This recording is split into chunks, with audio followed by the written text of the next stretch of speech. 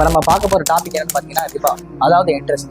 இந்த ஒட்டுமொத்த உலகமே இன்ட்ரெஸ்ட் அக்செப்ட் பண்ணும்போது இஸ்லாமே இதை தடுத்துருக்கு. அப்படின்னா அல்லாவே குரான்ல சொல்லியிருக்கான், வஹல்லாஹு பைஹ வஹர்ரம ரிபா. நம்ம வியாபாரத்தை ஹலால் ஆக்கியிருக்கோம், வட்டியை ஹராம் ஆக்கியிருக்கோம். ஏன்னு பார்த்தீங்கன்னா ஒரு வியாபாரம் மூலிமா ஒரு கொடுக்கல் வாங்கல் இருக்கு. ஆனால் வட்டி பார்த்தீங்கன்னா ஒரு பணம் கொடுத்து பணம் வாங்குற மாதிரி இருக்கு. ஸோ அதனால அந்த இடத்துல எந்த ஒரு ப்ரொசீஜருமே இல்லை, எந்த ஒரு ப்ராசஸுமே இல்லை. இப்போ உதாரணத்துக்கு இந்த மரத்தை எடுத்துக்கணும். இந்த மரத்தோட வேறு எந்த அளவுக்கு முக்கியமோ அந்த மாதிரி ஒரு கண்ட்ரியோட எக்கனாமிக்கு ப்ரொடக்ஷன் ரொம்ப முக்கியம்.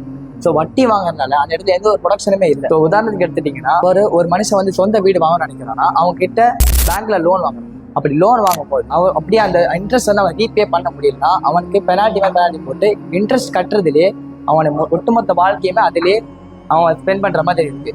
ஸோ அப்படி இருந்து அவன் ஒரு சொந்த வீடு வாங்கியுமே அவன் ஒரு அடிமையாக தான் அவன் வாழ்க்கை முழுக்க வாழ்றான். அப்படியே இருக்கும்போது இன்னொரு பக்கம் பார்த்தீங்கன்னா விவசாயிகள் பார்த்தீங்கன்னா கடனால் அதிகமாக பாதிக்கப்பட்டிருக்காங்க.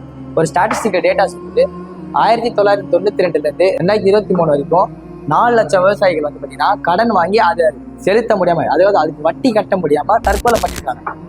சரி, இதுக்கு என்ன சொல்யூஷன் அப்படின்னு பாத்தீங்கன்னா, இப்போ உதாரணத்துக்கு அரபிக் கண்ட்ரிஸ் எடுத்துக்கலாம். அரப் கண்ட்ரிஸ் பாத்தீங்கன்னா இன்ட்ரெஸ்ட் ஃப்ரீயா தான் இருக்கு. இன்ட்ரெஸ்ட் ஃப்ரீ சொசைட்டி அப்படிதான் இன்ட்ரெஸ்ட் ஃப்ரீ கண்ட்ரியா தான் இருக்கு. அப்படி இருந்துமே அவங்க வெல் டெவலப்டு கண்ட்ரிஸா இருக்கு.